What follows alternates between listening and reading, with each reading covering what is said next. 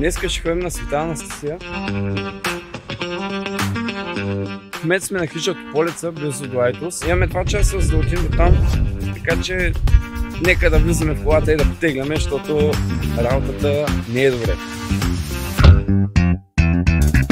Пътя е ужасен. Вчера карахме по този гаден път. Не знам дали някой е ходил до Тополица, обаче който е ходил знае какъв е пътя догоре. Виж каква хубава гледка.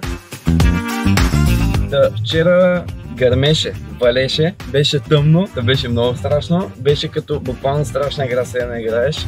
Колата ми цялата стана на гъс, между другото, цялата е в кал. В момента ще побързаме, понеже наистина времето ни притиска.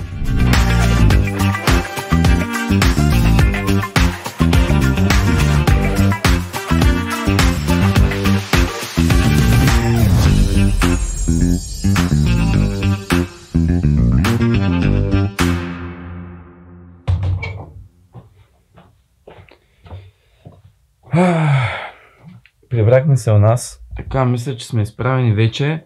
Знам, че има много малко светлина. LED панела забравих в колата.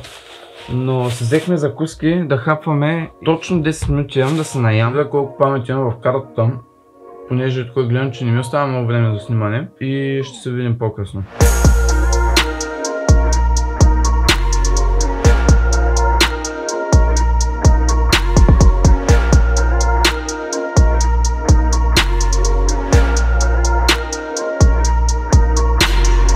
Що пристигнахме? Сега една жена ни каза, че тук ще има някакъв музей. Ще ни говорят за някаква история. Остров се е появил следствие на изригване на вулкан. Така се е откъснал от Странджа планина. Искам да ви кажа, че това място се е смятало за свещено и хората от околността са идвали тук по големи празници. И още един любопитен факт. Цар Фердинанд е бил на този остров. И той толкова много е харесал това място, че поиска от Бургаска община острова да му бъде подарен. И представете си, тогава Бургаска община отказала на царя. И още нещо. Тази обърната котва, която видяхте долу, нали, една голяма табела. Това е морски знак, че в заливчето не бива да се пускат котви. Защото отдолу минават кабели. Горе е музея.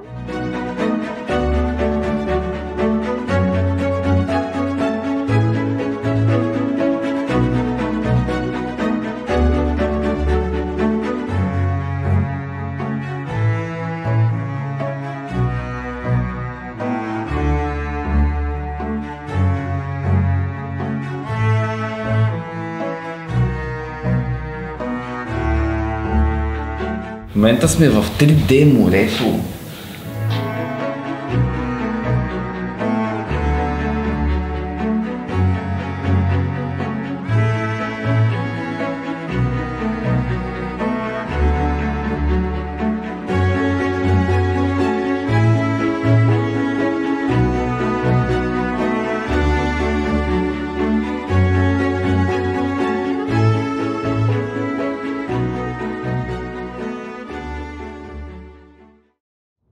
Това беше от острова. Надявам се да ви е харесало какво съм снимал. Не съм снимал всичко. Тук научих един много хубав урок. Да не стържа нещата в картата с памет от дълго време, защото после няма да мога да се използвам.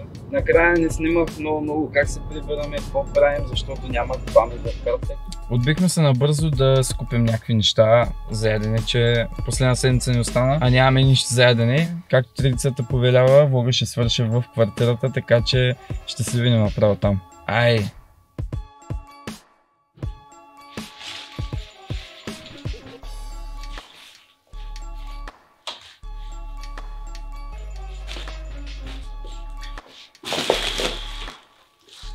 Да, така се прибирам.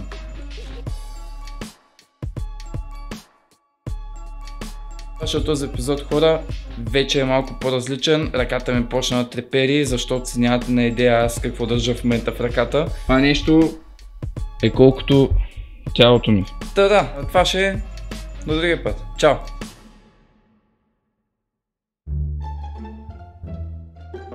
Мая, тия, които са в Бургас, харна пекарна топ.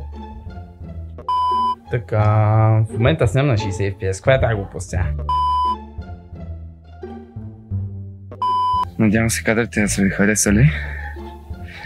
И да, готино е тук определено.